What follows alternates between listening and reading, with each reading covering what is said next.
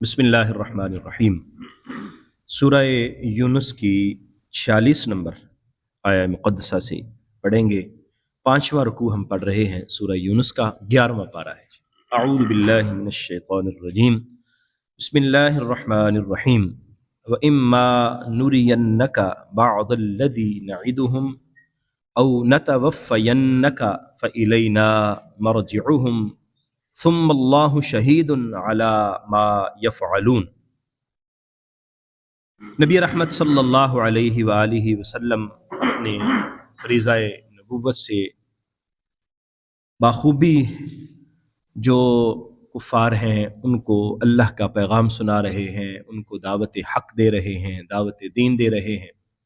लेकिन उनकी हिरमा नसीबी देखें कि हुजूर का इनकार कर रहे हैं, कभी क़यामत का इनकार कर रहे हैं, कभी किसी तरह कभी किसी तरह। तो यहाँ पर ये इरशाद फरमाया गया है कि नबी करीम सल्लल्लाहु अलैहि वालिहि वसल्लम अगर अल्लाह के पास भी चले जाएं या हुजूर की मौजूदगी में ही ये लोग पकड़ लिए जाएं और इनको सज़ा मिल जाए, जो भी हो, बहरहाल इनको तो अल्लाह के पास ही वापस आना है। जो भी कुफ़ार हैं, बल्कि जो भी इंसान है, आखिरत में तो अल्लाह की बारगाह में ज़रूर बज़रूर हाजिर होना है। तो वहाँ से तो राह फ़रार मुमकिन ही नहीं है। तो बेहतर ये है कि ये सोचना या ये समझना कि आप दिखाएं हमें अल्लाह का अज़ाब कैसे आएगा, आप हमें बताएं कि पत्थर कैसे बरसते हैं वगैरह वगैरह। तो ये तो बदनसीबी है कि हक़ को देख कर हक़ को कबूल न करना और मुख्तलिफ़ तरह के हीले बहाने करना। फरमाया व इम्मा नूरियन्नका, अगर हम तुम्हें दिखा दें बअदल्लज़ी, बाद वो, अल्लज़ी नइदुहुम, जिनका हम उनसे वादा कर रहे हैं, यानी वो अज़ाब जिनका उनसे वादा किया जा रहा है वो दिखा दें। औ नतवफ़्फ़यन्नका, या हम आपको अपने पास बुला लें। फ़इलैना मरजिउहुम, तो हमारी ही तरफ उनको लौट कर आना है। सुम्मा अल्लाहु शहीदुन, और फिर अल्लाह गवाह भी है, अला मा यफ़अलून, उस पर जो वो कर रहे हैं, जो उनके काम हैं। अल्लाह ताला तो सब कुछ जानता है, वो गवाह है। असल में नबी रहमत सल्लल्लाहु अलैहि वसल्लम का वजूद तो उनको अल्लाह तबारक व तआला की रहमत समझते हुए और इसको गनीमत समझते हुए उससे फ़ायदा उठाना चाहिए, लेकिन पता नहीं कि क्यों वो इस तरह कर रहे हैं। वलिकुल्लि उम्मतिर रसूल, हर उम्मत का एक रसूल है। फ़इज़ा जाअ रसूलुहुम, और जब उनका रसूल आया, क़ुदिय बैनहुम बिलक़िस्त, तो उनके दरमियान इंसाफ के साथ फैसला कर दिया गया। वहुम ला युज़लमून, और किसी पर भी जुल्म नहीं किया जाता। यानी जितने लोग आए, रसूल आए और रसूलों ने उनको अल्लाह का पैगाम दिया, उनको शिरक से बचने की तलकीन की, आखिरत की तैयारी करने का सबक सिखाया, बताया कि इस दुनिया से बहरहाल तुमने आखिरी दुनिया की तरफ जाना है, तो अपने आमाल को दुरुस्त करो, अकीदे को दुरुस्त करो, अल्लाह की बंदगी करो। लेकिन इसके बावजूद भी अगर ईमान नहीं लेके आए तो फिर अल्लाह तबारक व तआला का जो फ़ैसला और अमर है वो पूरा होना होता है, और फिर किसी पर जुल्म नहीं किया जाता। जो कोई करता है उसी को देखता है, जैसा करना वैसा भरना। एक इस आयत मुबारका का मफ़हूम ये है, और दूसरा इसका मफ़हूम ये भी है कि कल क़यामत के दिन जब रसूल आएगा, यानी हर उम्मत का एक रसूल होगा, और जब वो रसूल आएगा तो उसकी उम्मत को भी बुला लिया जाए, और फिर अल्लाह तबारक व तआला जो हक़ फ़ैसला है वो फरमा देगा कि ये रसूल मैंने तुम्हारे पास भेजे थे, तुमने इनकी बात मानी, क्या मानी, किसने मानी? जिसने मानी अल्लाह ताला उससे राज़ी होगा और उसको जन्नत अता फरमाएगा, और जिसने नहीं मानी इंसाफ का फ़ैसला होगा। फरमाया उस दिन जुल्म नहीं किया जाएगा किसी पर, एक रत्ती के बराबर भी किसी पर जुल्म नहीं होगा, सच सच फ़ैसला कर दिया जाएगा। व यक़ूलूना, वो तो ये कहते हैं, मता हाज़ल वादु, ये वादा कब पूरा होगा, इन कुंतुम सादिक़ीन, अगर तुम सच्चे हो। अब नबी करीम सल्लल्लाहु अलैहि वसल्लम जब उनको ये इरशाद फरमाते हैं कि अल्लाह तबारक व तआला की बारगाह में हाज़िर होना है, आपने अपने अमाल का हिसाब देना है, पहली उम्मतें भी इसी तरह थीं, वो आईं चली गईं, उन्होंने भी अल्लाह की बारगाह में हाज़िर होना है, तो फिर आगे से ये बहाने बनाते और मजाक करते कि आप बातें कर रहे हैं तो ये वादा कब पूरा होगा, कब क़यामत आएगी, कब हमने अल्लाह की बारगाह में हाज़िर होना, बताइए ज़रा हमें। آپ ہمیں کوئی ٹائم فریم دیں کہ فلاں ٹائم جو ہے ہم نے اللہ کی بارگاہ میں جانا ہے۔ اب نبی کریم صلی اللہ علیہ وآلہ وسلم اس بات کو جانتے تھے کہ میرا ان سے ناراض ہو جانا اور اللہ کی بارگاہ میں ان کے لیے بد دعا کر دینا ان کی تباہی کا اور بربادی کا سامان بن جائے گا۔ اور حضور علیہ الصلاۃ والسلام نے دکھ سہے، تکلیفیں سہیں، پتھر برداشت کیے، لہو لہان بھی ہوئے، لیکن پھر بھی بد دعا نہیں فرمائی، اور آپ نے ہمیشہ رحمت للعالمین کا مظہر عتم بن کر ان کے لیے رحمت کی دعا کی۔ اب وہ پھر بار بار تنگ کر رہے ہیں۔ آپ طائف کے مقام پہ دیکھیے، حضور صلی اللہ علیہ وسلم کو کتنا پریشان کیا، لیکن حضور کیا فرماتے ہیں؟ بھائی اس کا تو مجھے بھی پتہ نہیں ہے، میں تو اپنے لیے کسی چیز کا مالک نہیں ہوں، یہ تو اللہ ہے۔ اصل میں ان کو بتانا یہ مقصد تھا کہ تمہاری اللہ کے ساتھ جو تعلق کی کیفیت ہے اس کو میں نے مضبوط کرنا ہے، اور تم پھر مجھے جو ہے وہ طرح طرح کی باتیں سناتے ہو۔ ایسا نہ کرو اور اپنے آپ کو اللہ کی طرف لے کے چلو اور اللہ کو اپنا سب کچھ بناؤ، اللہ تبارک و تعالیٰ کو اپنا رب سمجھو اور اسی سے ہی اپنے معاملات کو درست کرو۔ قل، محبوب آپ ان کو فرما دیں، جب یہ کہتے ہیں نا کہ عذاب کب آئے گا اور یہ دن کب آئے گا، قیامت کا دن کب آئے گا اور ہماری سزا کا دن کب آئے گا، جب یہ کہتے ہیں نا تو محبوب آپ ان کو خود فرمائیں، قل لا املک لنفسی، میں تو مالک نہیں ہوں اپنے جان کے لیے، غرن کسی نقصان کا، ولا نفعن کسی نفع کا، الا ما شاء اللہ مگر جو اللہ چاہے، لکل امت اجل، ہر امت کا ایک وقت مقرر ہے، ہر امت کی ایک مدت مقرر ہے، اذا جاء اجلہم، جب ان کی مدت آ جائے گی، فلا یستأخرون ساعۃ، تو پھر وہ ایک لمحے کے لیے بھی لیٹ نہیں ہوں گے، تاخیر نہیں ہوگی ان کی ایک لمحے کی بھی، ولا یستقدمون، اور نہ ہی پہلے ہو، یعنی ایک لمحے کا آگا پیچھا نہیں ہوگا، جب اللہ کا حکم آئے گا تو بس وہیں پر فیصلہ کر دیا جائے گا۔ اب نبی کریم صلی اللہ علیہ وآلہ وسلم کو اللہ نے حکم فرمایا، محبوب آپ بتا دیں۔ اب اس میں ایک تو وہ کفار مکہ ہیں جن کو یہ بات سمجھائی جا رہی ہے کہ وہ اپنا تمام چیزوں کا مالک اور تمام چیزوں کا محور اللہ کو سمجھیں اور اللہ تبارک و تعالیٰ کی بندگی کی طرف آئیں۔ دوسرا، اس طرح کی آیات مبارکہ سے ہمارے بعض نادان دوست بھی نبی کریم صلی اللہ علیہ وسلم کی شان کے متعلق غلط فہمی کا شکار ہو جاتے ہیں۔ وہ کہتے ہیں جی دیکھیں یہاں تو خود اللہ نے کہا لا املک لنفسی، محبوب تو خود کہہ دے کہ میں تو کسی چیز کا مالک بھی نہیں ہوں، کسی نقصان کا بھی مالک نہیں ہوں، کسی نفع کا بھی مالک نہیں ہوں۔ اب آیت کے اس نے حصے کا تو وہ دیکھ لیتے ہیں کہ خود حضور فرماتے ہیں کہ میں کسی نفع نقصان کا مالک نہیں ہوں، اس کا مطلب ہے کہ حضور کسی نفع نقصان کے مالک نہیں ہیں، وہ کسی کو کوئی اختیار نہیں رکھتے، ان کو کسی طرح کا اختیار عطا نہیں فرمایا گیا، وہ بالکل جو ہے وہ محتاج ہیں اور کسی طرح کی ان کی کوئی مرضی نہیں ہے، اللہ کی مرضی ہے۔ لیکن اگلا جو اس کا جملہ ہے الا ما شاء اللہ، مگر جو اللہ چاہے، اس کی طرف توجہ نہیں کرتے۔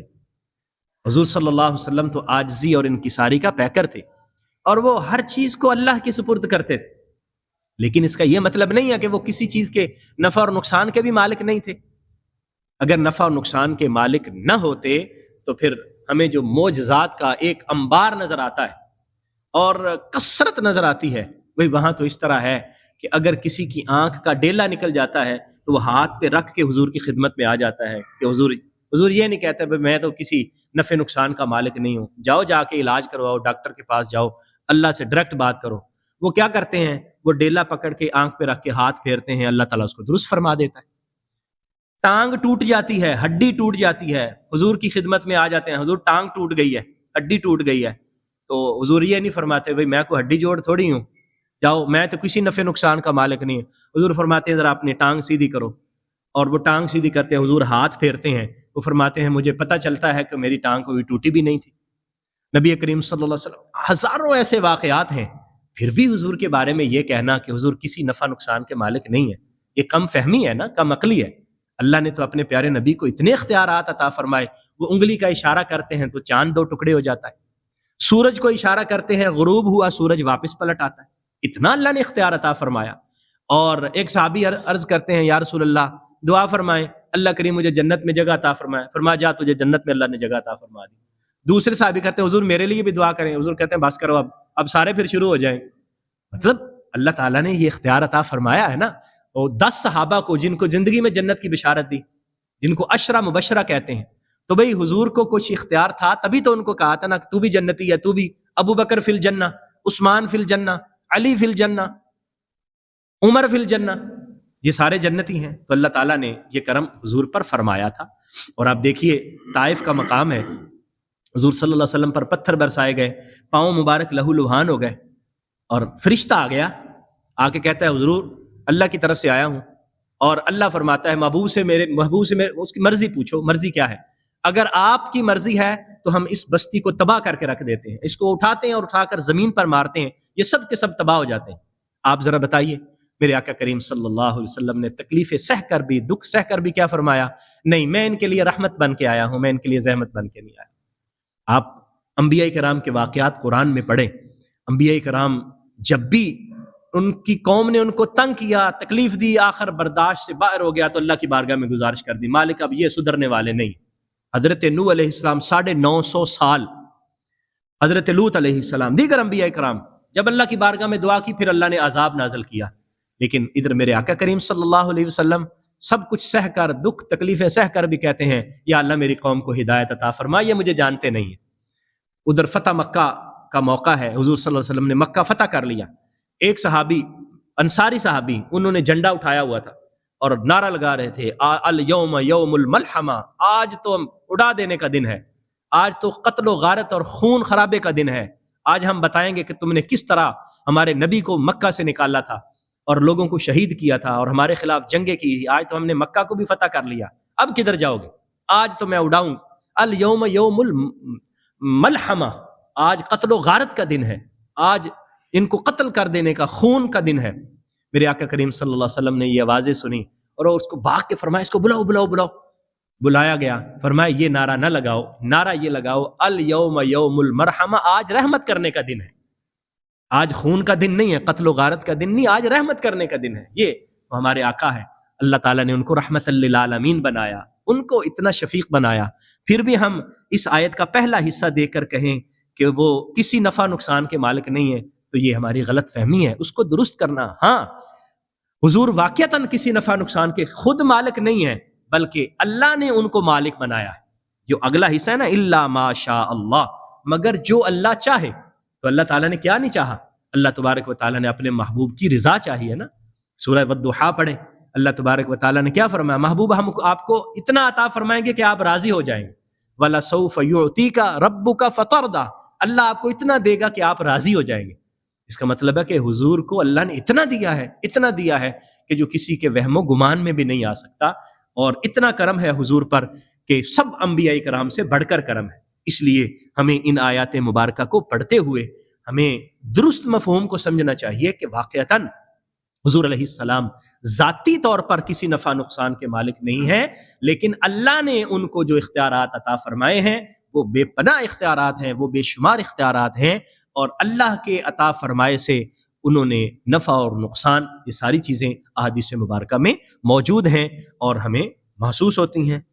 قل ارأیتم, محبوب آپ ان سے فرمائیں مجھے بتاؤ, ان اتاکم عذابہ بیاتن او نہارن, اگر اس کا عذاب تمہارے پاس رات کو آئے یا دن کو, ماذا یستعجل منہ المجرمون, تو مجرم کس چیز کی جلدی چاہ رہے ہیں؟ اللہ تعالیٰ کا عذاب دن کو بھی آ سکتا ہے, رات کو بھی آ سکتا ہے, تو جلدی کیوں کر رہے ہو؟ جلدی کرنا تمہارے لیے نقصان دہ ہے.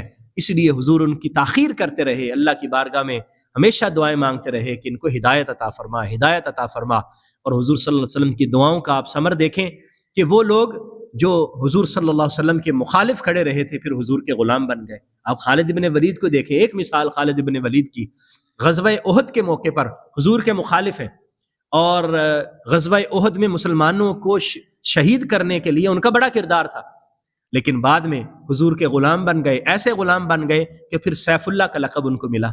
پھر اللہ تبارک و تعالیٰ نے اتنا ان کو کرم سے نوازا, مہربانی سے نوازا. حضور یہ چاہتے تھے کہ ابھی سمجھ نہیں رہے, سمجھ جائیں گے تو پھر ایمان کی دولت ان کو نصیب ہو جائے گی. ثم اذا ما وقع آمنتم بھی, کیا پھر کہ جب وہ چیز واقعہ ہو جائے تم پر, یعنی وہ عذاب آ جائے, تو پھر تم ایمان لاؤ گے. الآن وقد کنتم بہ تستعجلون، پھر جب عذاب آ جائے گا تو پھر تمہیں بتایا جائے گا کہ اب آ گیا ہے عذاب، اور اسی چیز کی تم جلدی چاہ رہے تھے، جو جلدی کر رہے تھے، تو اب عذاب آ گیا ہے، پھر اب بھوتو کیا کر رہے ہو. تو اس سے پہلے پہلے یہ مہلت ہے، اس سے پہلے پہلے یہ آدمیوں کو، انسانوں کو سمجھایا گیا کہ وہ ایمان لے آئیں اور اپنے غلط اعمال سے اپنے آپ کو بچا لیں. اللہ تعالی ہمیں سمجھنے کی، رسول اکرم صلی اللہ علیہ وسلم کے دامن کرم سے وابستہ رہنے کی، اور آپ کی سیرت طیبہ اور سنت مبارکہ پر عمل کی توفیق عطا فرمائے. آمین. وآخر دعوایا ان الحمد للہ رب العالمین.